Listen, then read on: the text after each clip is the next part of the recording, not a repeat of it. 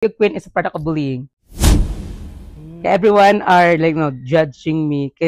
Going back on like elementary days and high school days, I received a lot of bullies. Sa mga wala nakabalo guys, wala ko sang liog, ara lang yun siya. Tapos man ko sa nganong wala pa nagsikat si Liog Queen. Gadugan naman. Gadugan naman sila, wala ka pa nagsikat.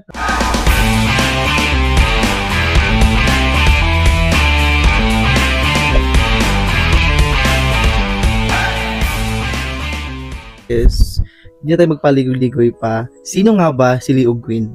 Well, actually everyone, hello. Sa mga first viewers, sa mga bagong followers natin dyan. Well, Liog Queen is a beautiful. Oh. Wow! Charot lang. Well, actually Liog Queen is... Ikato siya ha? Grabe yun. Ikato yun. Okay, well, actually Liog Queen really started during the pandemic. It's a product of a promoting confidence of anti-bullying because Liog Queen is a product of bullying. So, sa Liog Queen, nagsimula ko siya before, like pandemic. Like, everyone is so loud, making a noise, bashing everywhere.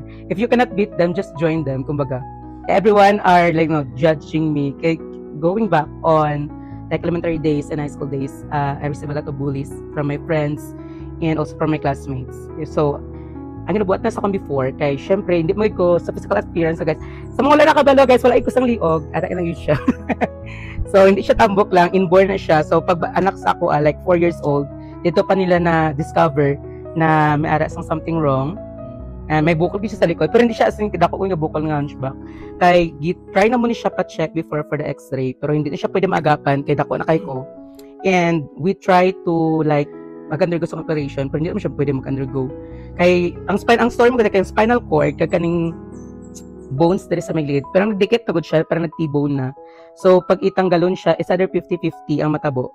Kaya nga ato siya. Tapos, thank you so much sa mga fans ko dira before. Sila ni Michael Sabaliero. Sila ang buhat mismo sang Liog Queen. Dito nag-start ang Liog Queen during pandemic. Sila Michael Sabaliero. Michael Sabaliero. Shout out sa'yo.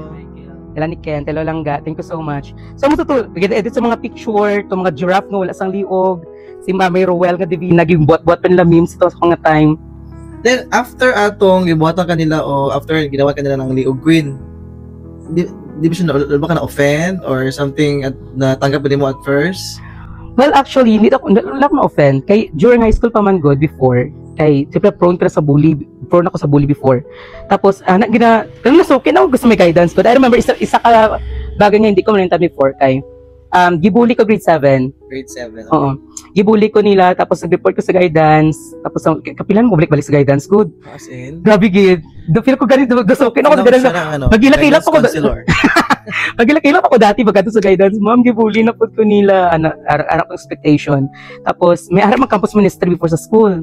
Ara si Ma'am Leia na Sarento. Hello, Ma'am Leia, I miss you so much. May arap siya dito nga, like, every hapon. Echo? Every hapon or every Sabado, may aras ang campus ministry. Yes. Na ginabuhat sa school. So, siya ang nag-advise ako before nga i-embrace ko lang kung akong flaws. Ano siya nga, there's no wrong of being who you are. Kung wala ka liog, so what? So, it's in the matter of acceptance, man God. Kay once you fully accept yourself, bisa ka i-throw nila sa imo. Wala na lang. Actually, nowadays, kilala mo pa yung mga nag-bully sa'yo? Oo. Pero those are my friends na syempre. Friends sila. Shout out sa inyo sa magipag-guidance. Gawa nyo lang para ma-meet si Brian siguro. No? Yung crush ko nila ay. Siguro. No, maka-proud. Yung mga tendency namin. Na nataga na ka o Liog Queen na name. And then, paano mo siya nabitbit as a content creator na Liog Queen Jude ka? Paano mo ga-embrace ang Liog Queen through social media? Eh, katong bullying sa mo dati, kailan naman mo? Karon nga na ka sa social media, paano mo na-encounter nga, mas hindi ka kailan na bully yapon ka, paano mo siya na-encounter? Paano mo na-absorb ang social media sa imo as Liog Queen? Okay. My point of view mo rin, okay, we cannot please everyone man po. Yes. May sa mga taong ka mag-accept sa atong kinsa na po taong nga i-judge ta kung kinsa pud ka, kung based sa ilang kung panantaw nila, kung ila pakilala sa aton. Pero as long as kabalit akong kinsa ta sa sarili, there's nothing for us to be proved with them, di ba? So during pandemic, dagan message nga time good like on how I encounter bullying, syempre. Yes. Maka-reflect mo gud siya, parang stigma ba? Hindi siya stigma, parang reflector. Pag nabuo mo gud yourself, kanang confident ka kasi mo sarili, you know how to tell a story to people, manggod. And how to tell the story of the second maka-copyright kami. Go ahead. Pero nga to siya, maka-overwhelm kay Kaya ma-embrace mo gud imo flaws tapos mara mga tao nga makarelate and ma-inspire po sa imo nga although you've been inspired sa bullying, maka-experience ka sa judgments ng tao, but you know, you go through pa rin sa life biskan and gina pang throw ng shade sa imo or anything. And I'm so happy lang po kay through vlogging and na-discover ko during the Liog Queen time, I give an opportunity para mag-work kay Mayor before. Thank you so much. Sa Rojas. Sa Rojas. Tapos nag-create ako ng sarili ko nga branding. Yes. After ato, Liog Queen, yung mga perfume and everything. perfume, lipstick, brow soap. Actually, gidugay po nag-start vlogging. Uy, kita ba yung mga kasabayan? Kita ata, nag-ano? Kita kasabayan. Tapos mga kasang wala pa nagsikat si Liog Queen. Gadugay naman. Gadugay naman sila. Wala ka pa nagsikat. Pero thank you gapon sa mga record. Ano wala man talaga kung gaganang pasikata as long as kanang gapromote kasi mo hang branding. Branding and then pangalagaan mo imong name. Go lang. Kay ang tao, makita jud sa imo ha, even though usa ka dagan imo mga followers or wala, at least pag-continue lang ka, wala man tagapas o kung sa jud ba. No. And it's the right time for everything. Yes. Karon daghan na kay mga sponsors, di ba? No, thank you so much. Sunod gid siya, I'm proud. Siya mga product na gina-endorse, na siya mga vlog na mga inani. Not knowing na yung followers, pero ang tao, trust you sa iya ha. Yeah, it's on the branding ng gapon po. It's not about kung daghan kag followers or what, as long as ang communication mo sa mga owners, ang communication mo sa tao, o paano ka maghalubilo sa mga content creator na tud karon niya agyapon ka. Yes, exactly. And dako gyud yung part ang helps ang KBS actually. Sa industry man gud sa vlogging, dili ta need og kanang ano jud, kanang dagan followers. As long as love din mo imong gina-work, then it's more on passion. Yes, passion jud din. Kaya usually, damo karon nag-join sa my Facebook. Like everyone can be a vlogger, di ba? But everyone cannot create a good quality content and everyone cannot sustain. Ano lang? Yes, hindi sa sustain because kaya ma-burn out. Ay mga anak. So, Liog Queen is still standing right now and na siya karon for another set of episode para sa yang talk show, di ba? No, talk ako. Talk ako, Liog Queen. Kaning talk show nimo, vlogging to talk show, paano na siya nabuo? Paano na siya nag-inspire sa imo to make this kind of content? Yeah. Well, actually, I'm before pa rin ako nila-plan ang LQ Talks. Di ba nakita ito last year? Gipost ko na siya last year. Sige, post. Sige, post. Actually, nadayon na gid siya, guys. Ang baog ta nga til. Ibaba ko ng til kabi. Ang target mo sa Liog Queen na talks na LQ Talks. Kay knowing, like, I want to learn people from my story and story of other people. And gusto ko maki-engage to all business professions and also sa mga tao nga may gustong story of success. Na everyone has a story to tell. Every success has a story behind it. Okay, nowadays people cheer or support you based on your success naman good. But hindi ulit sa nakabalo ba what is the core? Anong pinagdaan mo behind content mo hang life before ka naging success? Yeah. So that is the common goals or core of the LQ Talks.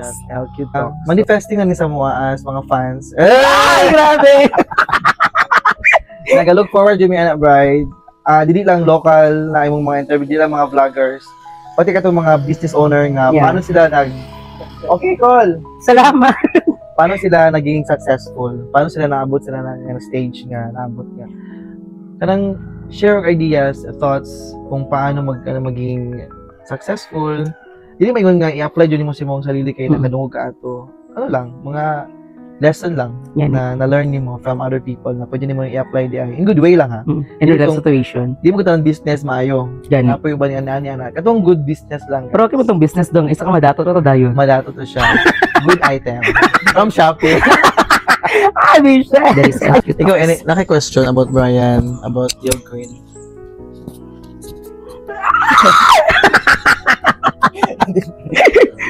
Sa hindi nakakaalam guys, Jobs TV is one of the partner of Liog Queen sa mga contents, no? Sa mga parodies or mga content commercials, advertisement. Mali siya ang partner, so hilom lang siya kay shy type gina siya guys. Siya. Pero pag may camera, how na lang siya. Artista good siya. Yan. Yeah. Ano yung mga question? Unsa mo ang ginabisihan karon sa imong life? Well, actually, karon kaya nag-rest pa ko after, kaya nag-work pa ako sa call center after. So, karon nag-rest ko for a month. Tapos, thank you pa yung during my rest time, kay dagan opportunity nag-abot. Pag karon tambay lang doing a content, doing things I love. Ako magud nga pagka-vlogger, kay consistent ko karon. Tapos next, hindi na naman. Nakailangan, no? Nakon arang nga facing. So, hindi mo okay lang. For me, hindi mo okay lang something tao to inspire na gusto ko buhaton nito kung naa sila kaya para ang ano ba? Ang urge, yung mag-gigil mo nga mag-create sa content. Actually, this is a good timing naman good karon to start it kay syempre before during school days prioritize your priority gid ba yun? Okay. So from school leaders tapos estudyante ka pa ano lang so sayang di ba kabot sa content kay busy sa school and ano lang so karon thank you so much Lord di ba naka-graduate na iba gid kay di ba ang iban mo gud ilagay sa link kay mag-undang na sa eskwela ka mag-vlog na lang daw. Si Brian is graduate sa education. Yeah, University of Southern Mindanao Kidapawan City Campus. Same time, gatik siya masteral. And then, nagkatrabaho siya sa call center sa Davao and single. Grabe ka single! Okay, dugay na. Mga year na. Dagan na kayo mga ano doon, mga forest dito. Gani, mga cobwebs. Marag anay na siya. Ay, loy na tayo. Stagnant. Iba mo pag naakay a degree, na anak ay natapos ba? Yes. And also, achieve na ko maging LPT. So, what more I can ask for, di ba? Yes. So, I think it's time for me to go back again to my core. Uman ako sa akong dreams, it's go back for me to my passion na po. Ano na lang. Passion and antod nga, masing successful. Hanggang mga stable na kasi mong life. I mean, there's nothing wrong naman if ano mo ang vlog. Pero iba yung pa-back up, naka-back up ba? Yes, Like for example, hindi man sustain, I mean, hindi man for a long run, giving vlogging. Hindi po tayo panahon, pwede ka makasweldo. Yes. Mali mo mawala ang Facebook, mawala ang YouTube, mali mo po, di ba? And pero ayaw po, tama na meta. Ayaw po, pero it's better to have a backup plan, mga good. So, any questions? So, grabe. Ayan guys, abang-abang na. Yeah. So guys, abang-abang na lang tayo sa mga next episode ni Liog Queen. So, i-promote mo ha ano. Don't forget to follow me. I am using right now my personal Facebook account, Brian Nieves, na may Liog Queen. Pero let's go back to the page po, but let's build up sa atin yung Facebook page. And yeah, come on. And it also, ikaw. Nade ko i-promote Mabagas Frozen sa Exit sa Mega, tubangan sa nasunog sa Marta. Grabe. Ang nasun. Ano ba sa dati lang ang Marta? Take two. Kisa nagsunog. Wala mga viewers, kisa nagsunog. Nag-viewers ito nagsunog. Baka ka. Bala ka dira. Hindi ka naman kilala. Shout out day ko sa Mabagas Frozen, the lowest food frozen in town, dira lang sa Exit sa Mega. Yan, landi. Sunog dati. Hi guys, I'm Pong Isugon, content creator from Magpet, Pro Creatives, and Kida Powered Vlogger Squad, and also the owner of Captain Cafe and Noyax Resto. Bye! Yes. Thank you so much also, Miss Chloe, for my sponsors, Nutrition. Thank you so much po.